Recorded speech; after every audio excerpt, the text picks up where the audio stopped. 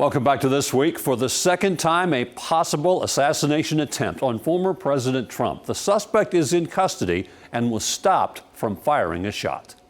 Driver, take 2 steps to your right. Tonight, newly released body camera footage showing the moment officers handcuffed the 58-year-old man. Authorities say camped out for 12 hours overnight at Donald Trump's West Palm Beach golf club with a rifle, apparently trying to assassinate the former president. We are investigating this matter as an apparent assassination attempt of former President Trump. We view this as extremely serious and are determined to provide answers as to what led up to the events which took place. Take a look at what happened. What could be the second attempt on the former president's life in just 9 weeks, raising serious questions about how an armed man was able to get within 400 yards of Trump under heightened security protocol. Is there any evidence to suggest that the suspect knew that Donald Trump would be on the golf course at that time? And was the golf course searched thoroughly before the former president's arrival? So at this time, it was an off-the-record movement, meaning it was not on the former president's official schedule. The acting Secret Service director saying today the security plan for the former president's golf game was put into motion once Trump decided to go to the course. Agents did not post up ahead of time. They did not expect him to go there.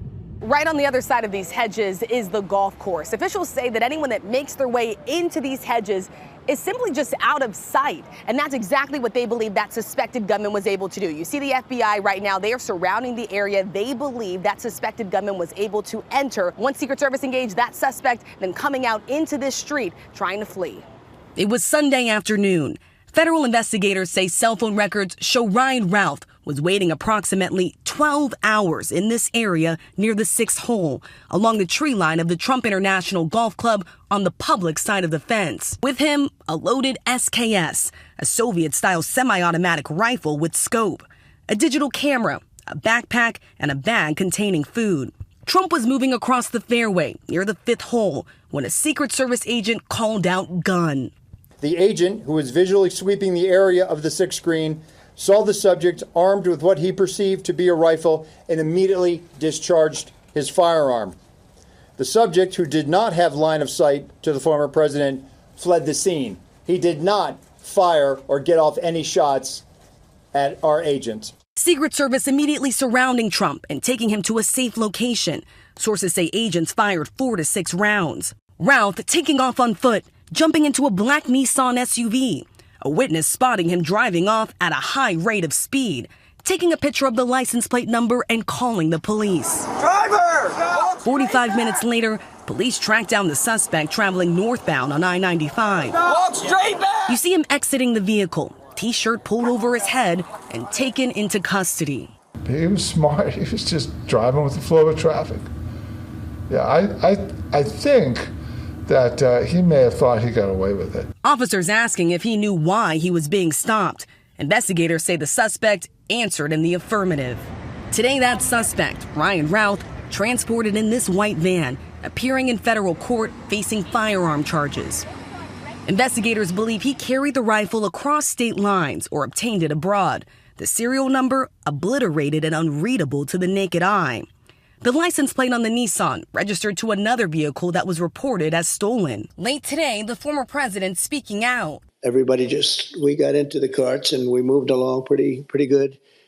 I was with an agent, and the agent did a fantastic job. Pointing the finger at Democrats. There's a lot of rhetoric going on. Right. A lot of people think that the Democrats, when they talk about threat to democracy and all of this. Vice President Kamala Harris condemning political violence as soon as the news broke. And today, President Biden made it clear, after already calling for increased security after Butler, that the Secret Service should have whatever they need from Congress and the White House. Let me just say, there is no, and I mean this from the bottom of my heart, those of you who know me, many of you do, no place in political violence in America. None. Zero. Never. And this was a very close call. The acting Secret Service director emphasizing that this was an unexpected trip by Donald Trump to the golf course, that this was not on his official schedule. He also says that he spoke to Donald Trump directly, and he assured him that he has the highest levels of protection that the Secret Service has to offer. We are also learning that Donald Trump and President Biden spoke by phone, and that Trump called it a very nice conversation, insisting it was focused on his protection. Rachel Scott, ABC News, West Palm Beach, Florida. Keep walking! Tonight, that newly released body camera footage, the moment the suspect was captured. And overnight, the vast search underway, multiple properties. The FBI launching an urgent investigation into the man they believe was trying to kill former President Trump. The subject had an active online presence, and we are going through what he posted and any searches he conducted online.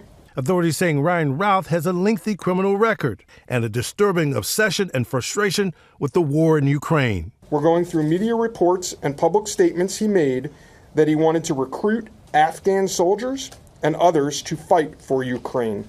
Routh repeatedly posted about supporting Ukraine and traveled there 6 times since Russia's war began in 2022.